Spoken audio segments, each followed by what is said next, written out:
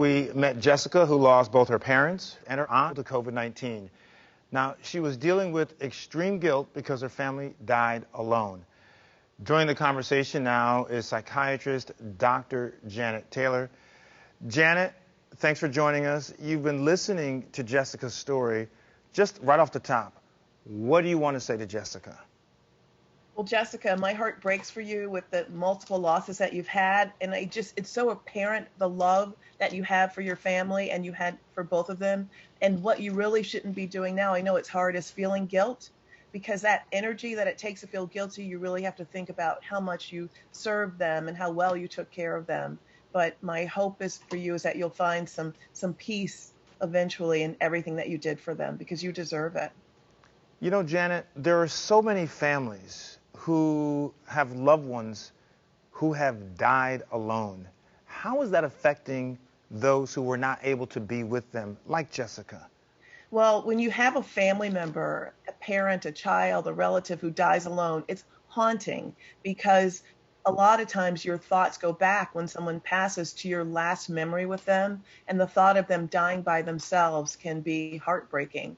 But what you really have to think about is the fact that love is eternal. How you lived with them, how much you cared for them is something that you just have to hold in your head and your heart, and be thankful for those moments when nurses connect to them or were able to communicate over the phone. It's difficult, but if you can think about those times, it really can be helpful. You know, Janet, we always talk about closure, and some people say there really never is full closure. But I want to talk about being able to say goodbye. Does it help in the grieving process if you at least have the opportunity to say, I loved you, you were wonderful, and it's kind of like your goodbye? Does that help? It does help, Dr. Ian, to be able to say goodbye, but you can say goodbye in many forms. You can write a letter, you can say a prayer, you can say it to them hoping that they will hear it in the universe. So in those times when you actually couldn't hold their hand and say goodbye and look into their eyes or close their eyes, you have to find other ways to find. I don't like necessarily the word closure with grief, because grief is individual. It can last for a long time for certain people, but there is a sense that you did all you could.